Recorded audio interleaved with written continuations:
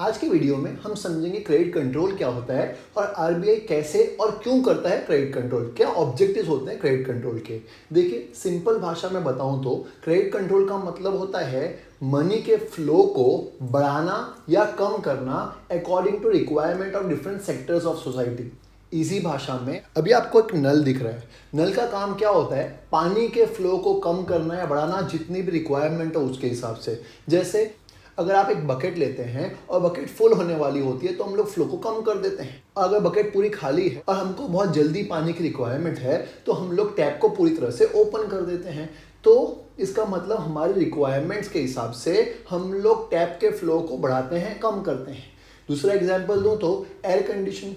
आपके घर पे शायद एसी होगा, तो आपको जब बहुत गर्मी लगती है तो आप एसी को फुल फ्लो में ऑन कर देते हैं और जब रूम ठंडा हो जाता है, आपको लगता है कि हाँ भाई अब इतनी ठंडी की ज़रूरत नहीं है, तो आप एसी के फैन ब्लोअर्स को कम कर देते हैं, बंद कर देते हैं, ताकि रूम के रिक्वायरमेंट के हिसाब से आप लोग एडजस्ट हो सको। तो वैसे ही आरबीआई भी करता है, मनी के साथ मनी के फ्लो को बढ़ाता है और कम करता है, और उसी को हम लोग क्रेडिट कंट्रोल बोलते हैं। तो वो लिखा है, देखते हैं। Credit control means adjustment of volume of credit to suit the need of various sectors of the economy। मतलब इकोनॉमी के रिक्वायरमेंट के हिसाब से मनी के फ्लो को बढ़ाना या कम करना, दैट इज क्रेडिट के फ्लो को बढ़ाना या कम करना, इसी को हम लोग क्रेडिट कंट्रोल बोलते हैं। इजी। अब बात करते हैं objectives of credit control. Credit control के ऑब्जेक्टिव्स क्या होते हैं? तो पहला ऑब्जेक्टिव है स्टेबिलिटी लाना। किसके अंदर? प्राइस लेवल के अंदर, कि प्राइस में बहुत ज्यादा उतार चढ़ाव ना आए, इसकी वजह से क्रेडिट को कंट्रोल करते हैं ताकि प्राइस में स्टेबिलिटी बनी रहे।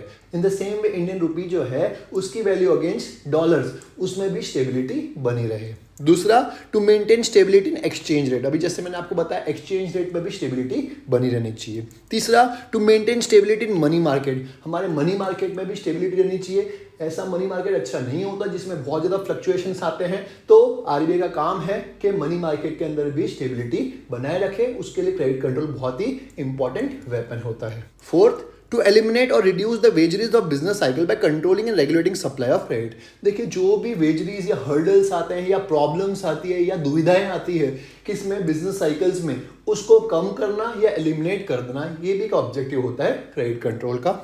Next, to maximize income, employment and output. ये तो हमको पता ही है, हर चीज में आप लिख सकते हो एम्प्लॉयमेंट बढ़ाना, इनकम बढ़ाना, आउटपुट बढ़ाना, तो ये ऑब्जेक्टिव हर चीज का ही होता है। Next, to meet financial requirement of economy not only during normal times but also during emergency और वॉर। मतलब हमारे देश की फाइनेंशियल रिक्वायरमेंट्स को फुलफिल करना सिर्फ नॉर्मल टाइम में नहीं, एबनॉर्मल टाइम में, वॉर के टाइम पे भी हमारे देश को फाइनेंशियली सिक्योर रखना।